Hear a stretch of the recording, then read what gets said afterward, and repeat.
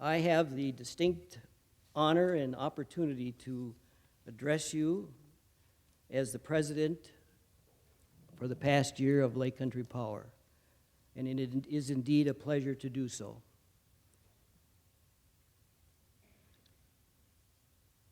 How many of you can relate to a picture like this?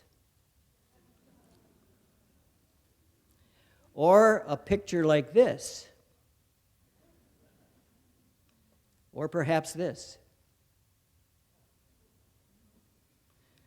What do these pictures have to do with Lake Country Power? Well, first, they may be future co-op employees. All their parents presently are working for your cooperative.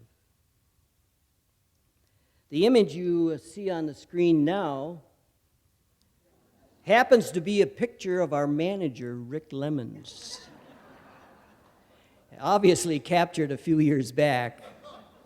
He was obviously in training at a young age for the rigors of running Lake Country Power. Good job, Rick, then and now. Babies notwithstanding, I am privileged to stand before you today and report my firsthand account of the birth and growth of Lake Country Power. I was fortunate to be a part of its inception in 1997 as a member of the board of directors and have seen it mature over the years through my service on the board. We've seen our co-op learn to crawl, to walk, sometimes run, oh yes, and sometimes stumble as it adjusted to changing circumstances, as it adjusted to the expectations of members, and as the introduction of new technology along the way came about. Today I will be sharing a few personal observations.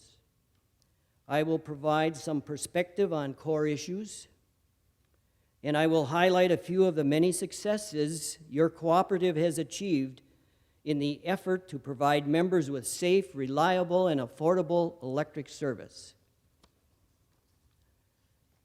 As I look back on my involvement with the birth of Lake Country Power, it is important to note that in 1996, nearly 86% of co-op members voted for the merger of Carleton County Electric, Dairyland Electric Cooperative, and the Northern Electric Cooperative Association. 86% of the members voted for that consolidation. I can say with great confidence today that we're better off as a result of the merger.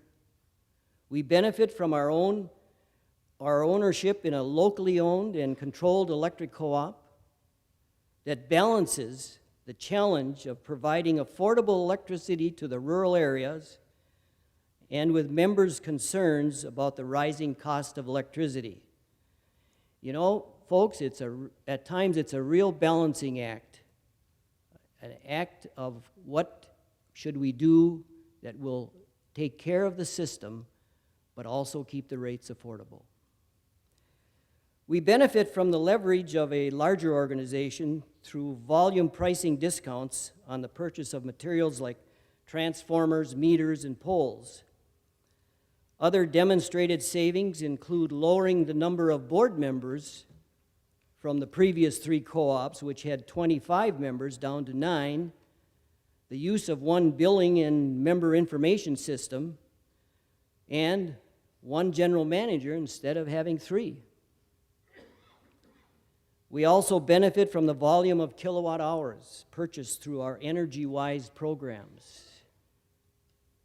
We compare very favorably on our average cost of wholesale power with our fellow cooperatives who share ownership in our supplier, Great River Energy. We are the 5th largest purchaser of electricity among Great River's 28 member-owned distribution systems. And we have 2 directors from our board, from your co-op, who effectively represent Lake Country Power and the interest of our members on the Great River Energy Board of Directors. Our directors, Bruckbauer and Limatainen, are indeed contributing members to the Great River Energy Board of Directors. and for that we are very appreciative. As members and owners, we have a voice and a vote in how our cooperative operates and how GRE operates. It is a privilege we share. It is a privilege we recognize, respect, and appreciate. As directors, we have the awesome responsibility to oversee an electric cooperative with equipment and plant assets of nearly $240 million, and with more than $70 million in revenues last year. That deserves a repeat.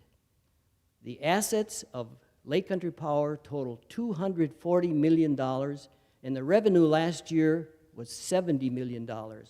Now that's a major business operation. With 125 employees, Lake Country Power is providing you and me with safe, reliable, and affordable electric service, with a quality of service, care, and concern that we've come to expect from locally owned co-ops and its employees. In fact, the co-op service is more reliable today than when it was given birth in 1997. And it is still providing high-quality member service with fewer employees than the 3 co-ops had before the merger. That's even more impressive when you consider that today there are nearly 8,000 more Lake Country Power members than there were when we consolidated. Fewer employees, more members.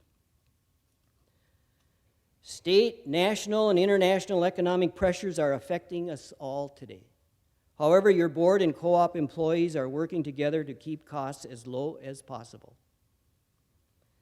The board has a duty of care, a duty of concern, and a duty of responsibility to maintain the financial integrity of the cooperative so as to ensure that members receive safe and reliable electric service. To meet this objective, the board must balance the expectation of reliability with the cost of maintaining and improving the system. Let me give you an example. As we deliberate over a budget for a given year, if we think of reducing the right-of-way clearing portion of the budget, are we really hampering then with the reliability of the service to you and me? It's a real challenge. And that challenge comes into play as we are constantly thinking about affordable rates. It is our responsibility to look ahead, to plan strategically, and to chart a course that provides today's members, as well as tomorrow's, with a safe, reliable, and financially sound cooperative in the future. There are generations yet to come. And like a newborn child that is raised to maturity, the investment in your cooperative is essential and ultimately worth the time, effort, and resources that are required to provide a service that is so very essential to our enjoyment and to our quality of life. As we invest in young people to help them mature, we also need to invest in our cooperative to maintain its integrity.